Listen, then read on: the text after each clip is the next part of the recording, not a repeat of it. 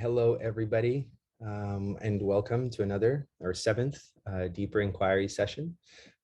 Today, these sessions are always meant to be an opportunity to meet and dive a bit deeper into some topics that we think are important for everybody, but particularly the activist communities that we're connected to. And this is a topic that we wanted to discuss from the beginning. We were just looking for the perfect opportunity. It's a bit of an elephant in the room topic. Whenever there is any kind of conference or meeting of a political nature, we discuss nitty-gritty details about which direction to go in. And we sooner or later are confronted by the fact that everything we do, more or less, is built on an idea of more. And we don't really question the limits of growth of whatever industry, whatever personal amount of ownership. We're really stuck in the narrative of growth, endless growth. And so our speakers today have written a book, The Future is Degrowth, which I'm sharing the link to here. You can find it on Verso Books. So they've been thinking about these questions for some time now, and I think they will be the perfect folks to guide us a little bit through some of these questions and thinking around the topic of degrowth. So I'm going to just hand over to Aaron and Andrea, who are going to guide us through some breakouts and thinking exercises. And yeah, let's start diving in. Is the future degrowth? Let's find out. Over to you, folks. Yeah, thank you very much for having us here. And you can witness now the very first presentation for our upcoming book. This is really nice to us, and I hope to you also on this sunny spring early evening for me, because I am based in Berlin at the moment. And I'm very happy to hear that you are at very different places on this planet. I will say just short introduction for myself, and then Aaron will present himself. So we are two of three authors of the book today here. And as you can hear, I am also not an English native speaker. So lucky you if you're not. I hope you can understand me well, and excuse if I use sometimes strange words. Yeah, indeed, I was occupied with the topic of degrowth for, I think, over 10 years now, and first organized a big conference on degrowth in Germany in 2011, together with Matthias Schmelzer, who is the third author of our book. And then we delved deeper into this topic and did the International Degrowth Conference in 2014 in Leipzig with a group of people. I worked then with the Konzeptwerk Neue Ökonomie. It's an organization that also hosted the Degrowth Point info portal. Some of you are familiar with or even working for it. After this conference, and myself, I'm a transformation researcher with a background in cultural anthropology, and I am at the moment working at the University of Arts in Braunschweig and teaching in a master's program that's called Transformation Design. But I also do a lot of practical stuff around degrowth and activism. I live in a co-housing project in the rural countryside between Berlin and the Polish border. It's a queer feminist gardening and neighboring and regional development without crows project, which is very interesting to me. I learn every day. And I'm also part of an energy cooperative and a magazine that is a popular magazine around topics of degrowth and good living. And so I'm very happy to be here with you today. And now I give the words to Aaron for a short introduction, and then I will send you all to very short breakout sessions. Just, you know, what lies ahead of you.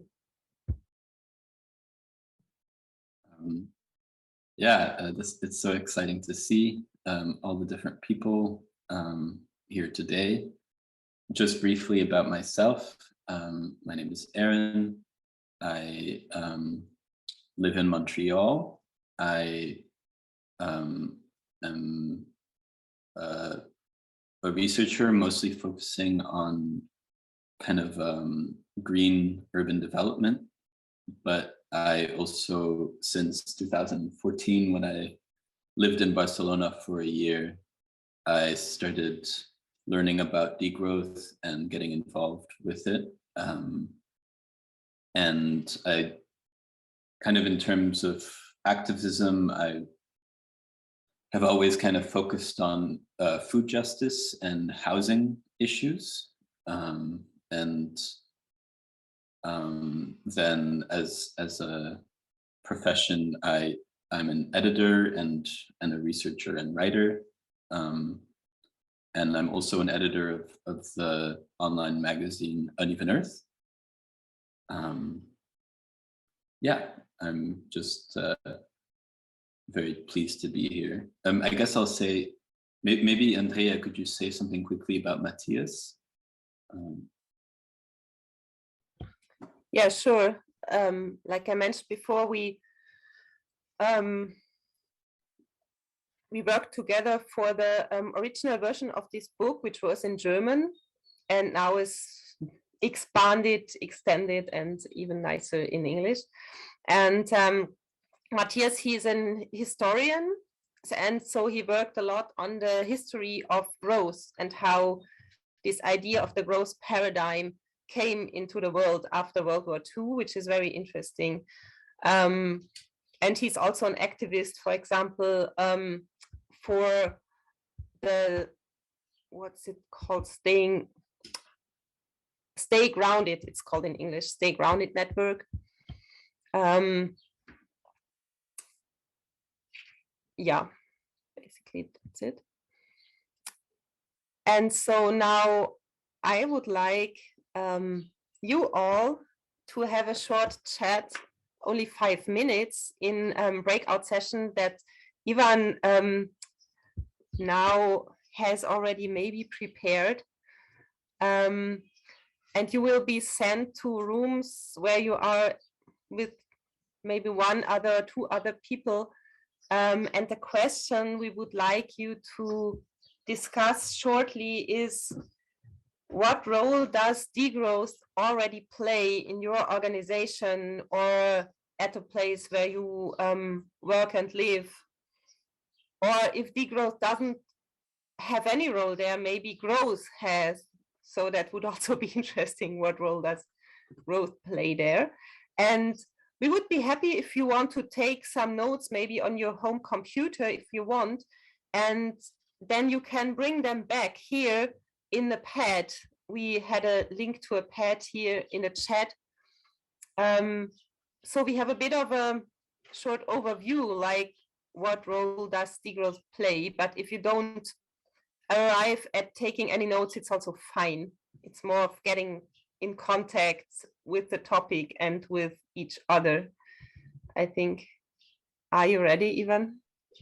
I am experiencing minor technical difficulties. Yeah, that's always the case. That's why we are for degrowth. Aren't we? I'm trying to get us all into breakouts, but for some reason, Zoom is always seems to be my arch nemesis.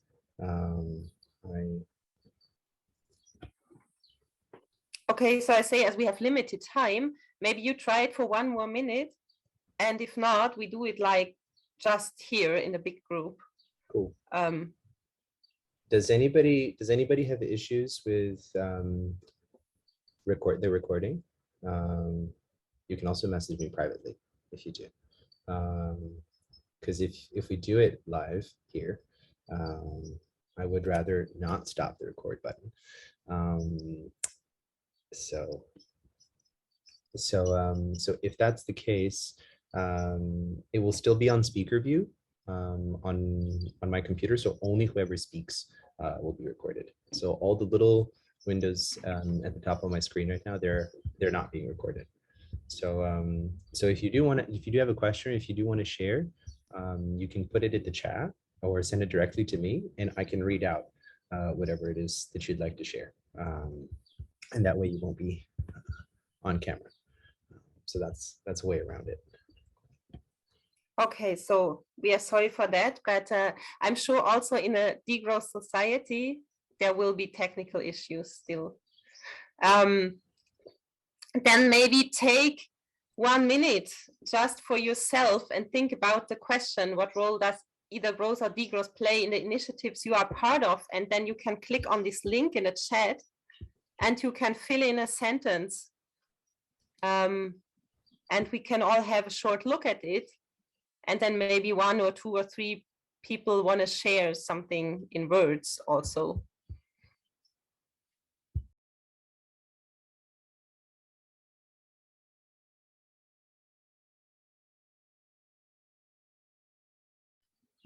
And regarding technical issue, maybe it's safer you write your sentence down on your own computer and then copy paste it in the pad, because sometimes if a lot of people work at the same time in the pad, things vanish.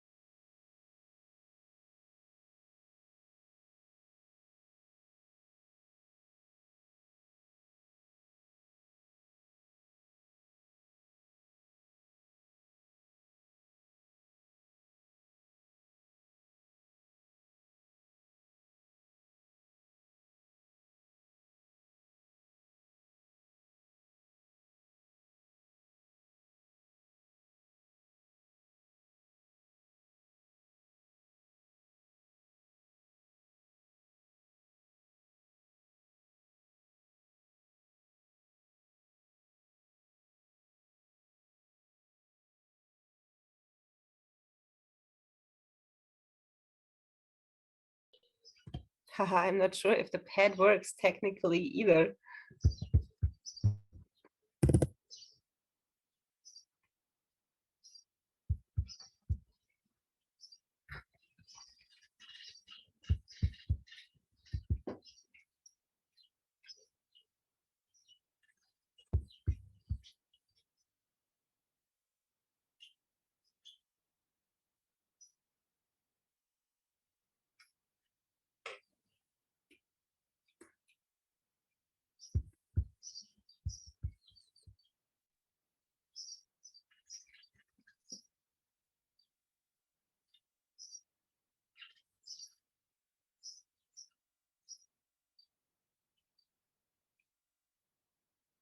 Mhm.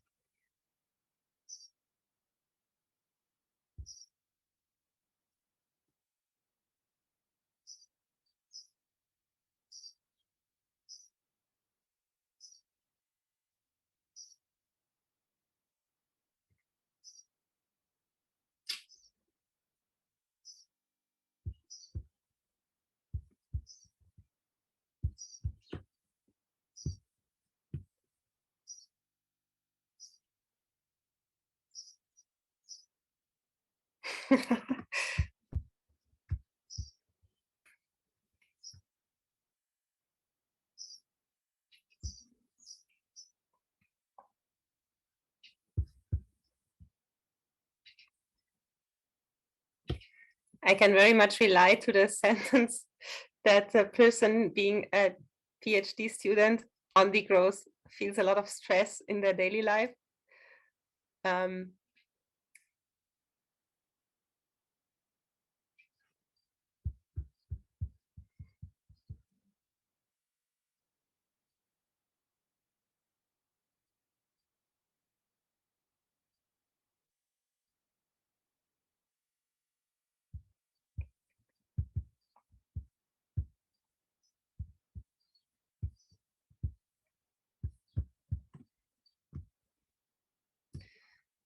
So feel free to insert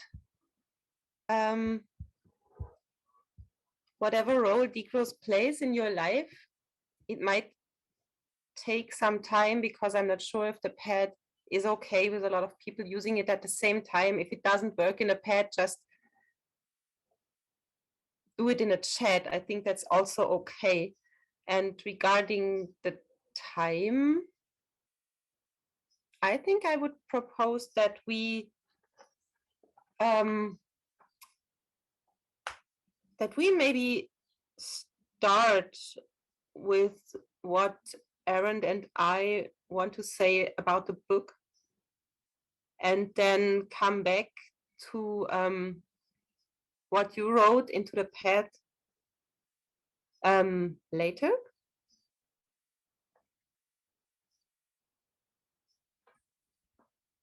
Sounds good. I can get started. Just yeah, I'm gonna share a slide quickly. Does everyone see this?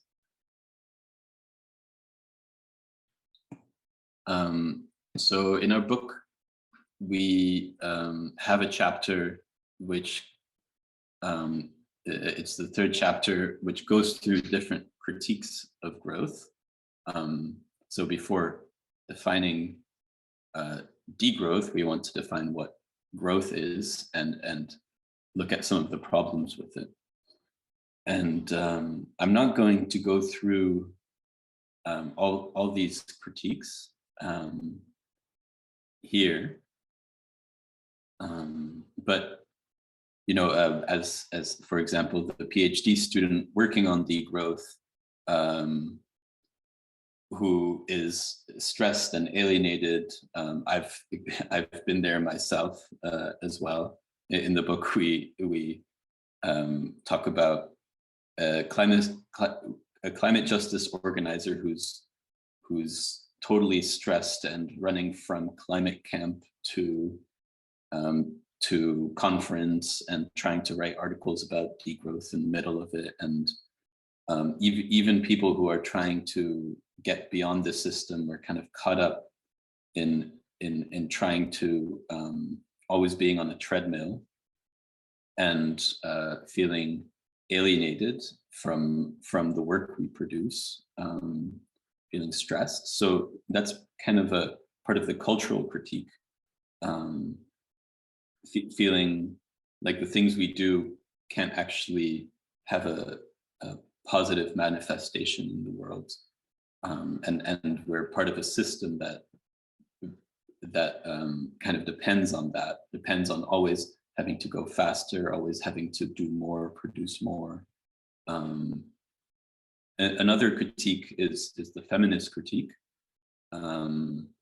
So where a lot of the work that is the most important in caring for each other, in supporting each other, raising children, taking care of the elderly, a lot of this work is not valued in our society.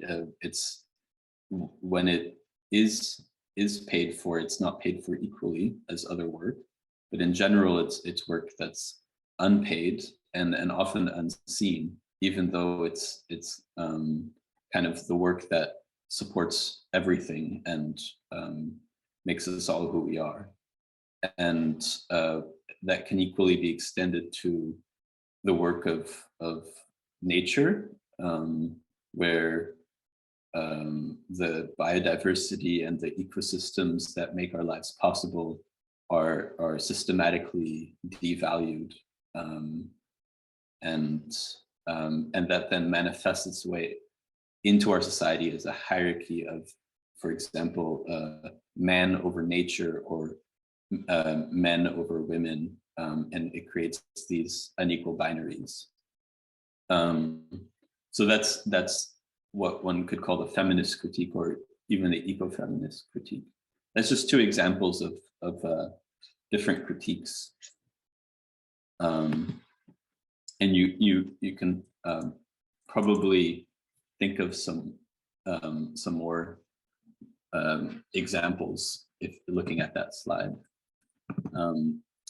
Now, having said that, I'd like to briefly define growth, and I'll share another slide.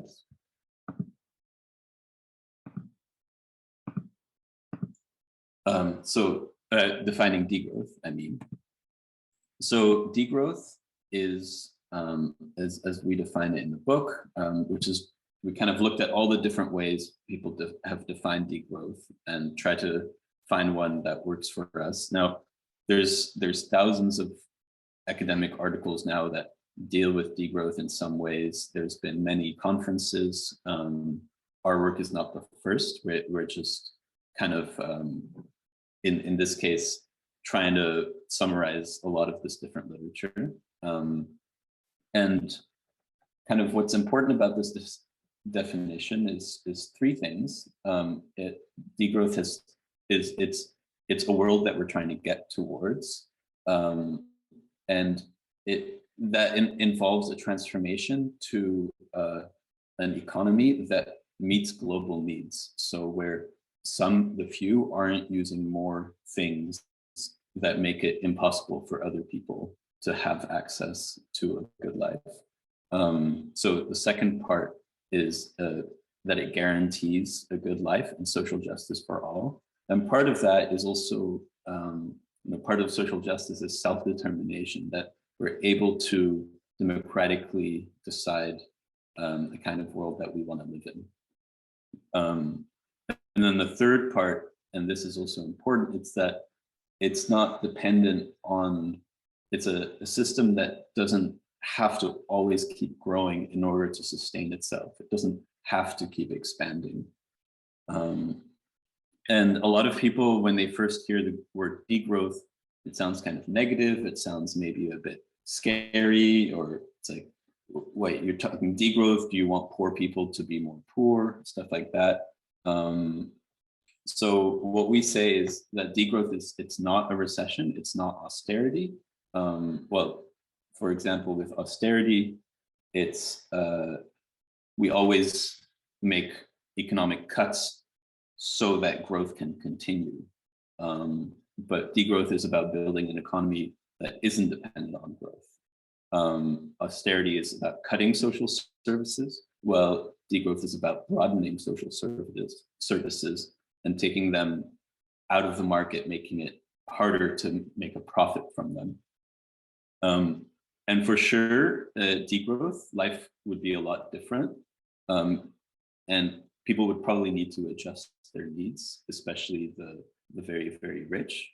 Probably we couldn't have massive cruise ships for everyone who wants them. And also our values would have to be adjusted. But the important thing with degrowth is that this would be a just process. It would be a convivial society, and one that's fulfilling.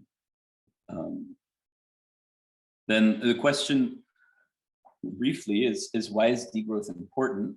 I mean, as we all are confronted with continuously on a day-to-day basis, we're in a time of many crises: ecological, social, geopolitical, and these are fundamentally driven by an unequal relationship between rich countries, poor countries, driven by capitalism, colonialism.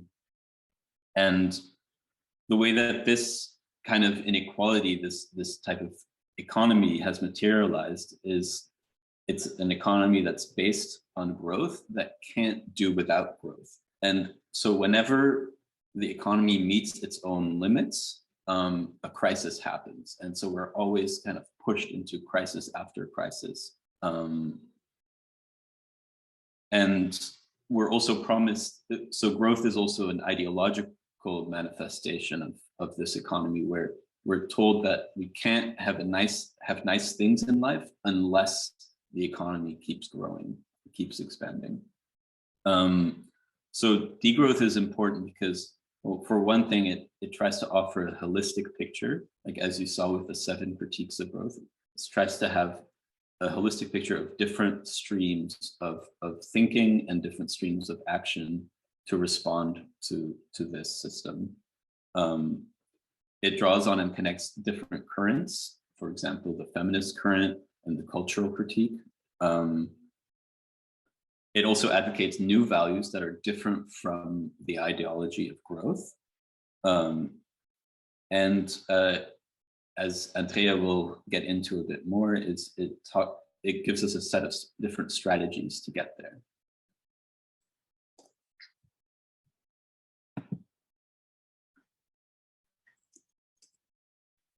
I'll let me bring up this slide and I'll give the mic to Andrea.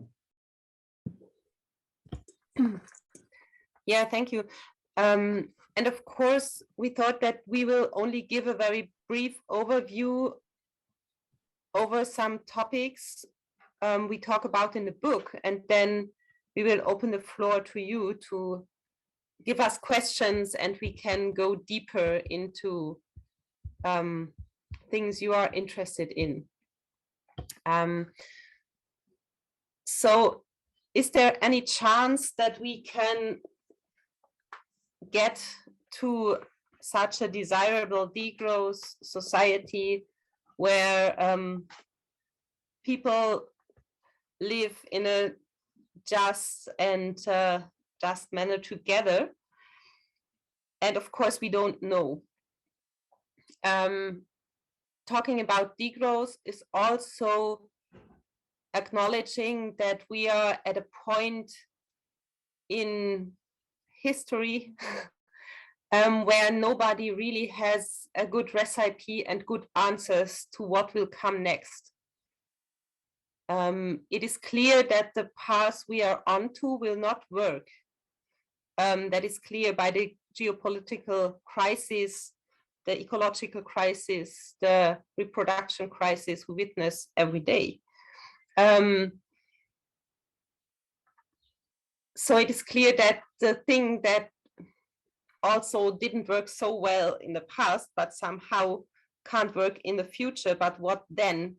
And sometimes people say, yeah, you have to present like a ready-made blueprint if you want to do something else. And as people talking from a degrowth perspective, we say, no, we don't. Because the thinking in big blueprints is exactly what brought us into this basically fucked up situation we are in. The idea that there is one universal idea that some white people in Europe thought about and that will conquer and help all the world and everything. Like, no, obviously not.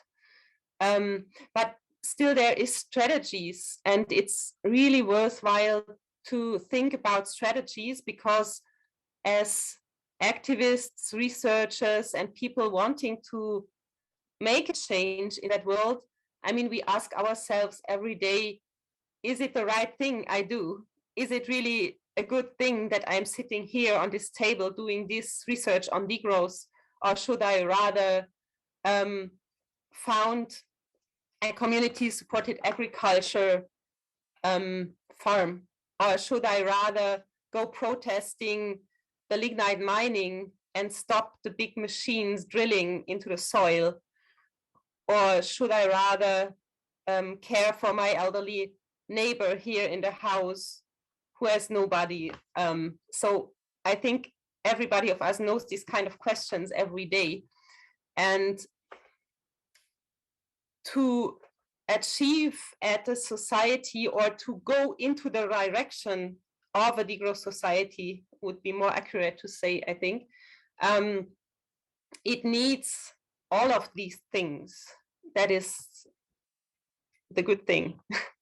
We say that there is not one strategy that will arrive there, but we have to combine, and we have to respect, and we have to organize together to overcome the growth paradigm Aaron already talked about a bit, like the very idea, and Ivan, I think, talked also at the beginning, the very idea that growth is important for our lives, is important for our workplace, is important for everything. And to overcome that, it needs some kind of counter hegemony. That means that I'm not sure if you're familiar with the very theoretical thought of hegemony theory, but it says basically that for people to be ruled, they need to participate in something, and that needs to be attractive for them. And so growth is a very attractive narration for a lot of people, because they can participate in a kind of imperial mode of living at some way. They got their smartphone, they got their car, they got something, and therefore they are okay with being in this unjust, unhealthy, and violating system.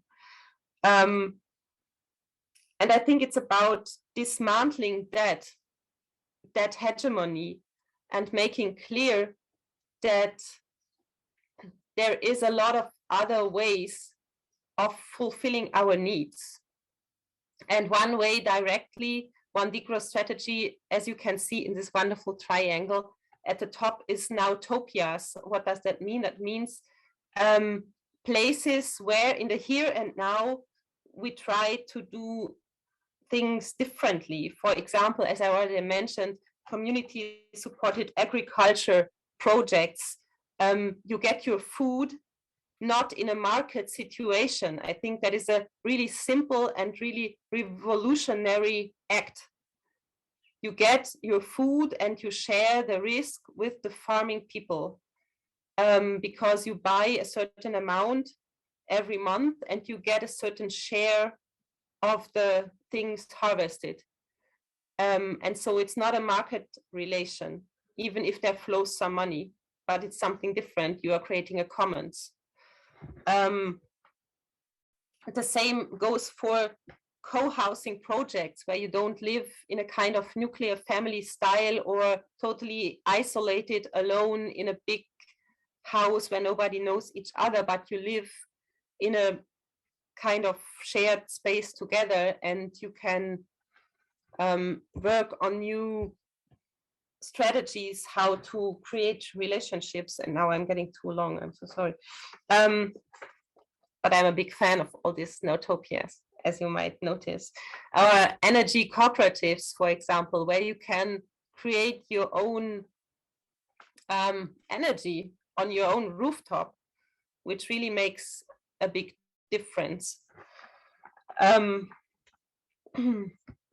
of course, the possibilities in these nowtopias, they have their orders, because they still live a lot in the juridical structures, and also in the material structures, and also in the social cultural structures of the growth paradigm. But they help us to see what kind of reforms, like these non-reformist reforms you see down there, would be needed to make more of these other forms of relationships that are not based on profit, that are not based on markets, that are not based on economic thought.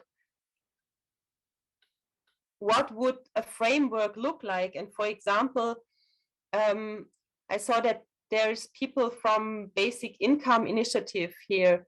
That could be such a non-reformist reform, because people would have time to engage in the building up of alternative infrastructures, for example, in the nowtopias, and would not fear for being on the street because not earning enough money for having a place to live or having something to eat. But there's also, like, of course, because degrowth is a proposal that addresses also big state structures. There is a necessity, if we want to fade out fossil fuels, to nationalize and wind down the fossil fuel industries. How can that be made? I mean, this is a really big question that is not possible without building strong forces and alliances, also alliances maybe with people who are not totally into degrowth, but who are for some green growth path, because winding down fossil fuels is a very important thing to bring, like to alter a thing about the climate change and so on. I'm sorry for my English.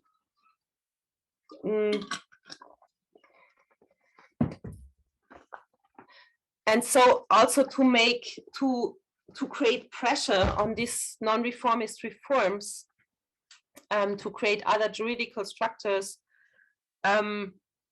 we need also ruptural strategies. That means struggle, like with your body, to be there, for example, in the lignite mine, and to block the machine, like the Ende Gelände protests did in Middle Europe. We need big labor strikes, or also the big feminist strikes that happened around the world. And I saw that some initiatives are here from of these feminist organizations. I think this really important part of being there with our bodies and saying we want another economy, because another economy is crucial to our survival. And disruptional strategies, they help in making pressure for finding some spots of counter hegemony. And as Aaron already said, crisis plays an important role in all these degrowth strategies, because in times of crisis, there might be some windows of opportunity for changes. But also, of course, they are, this is also dangerous moments, because as we see now, the right-wing populists around the world gaining from crisis. So we think degrowth could be another answer, but an honest answer to this feeling of a lot of people that it's not possible to go on in this kind of economy forever, that is very widespread in people. And they don't believe in the mainstream mantra that we will find some techno fix and it can, all the life can go on for this, forever like this. And also, I think the good thing is that as people struggling for degrowth, we don't want this society like going back to normal, because the normal is a big problem, because it's, the normal is racist, the normal is colonialist, and it's a good thing to get out of it. But so now I will end with that, and I'm very interested and in all of the questions there might be no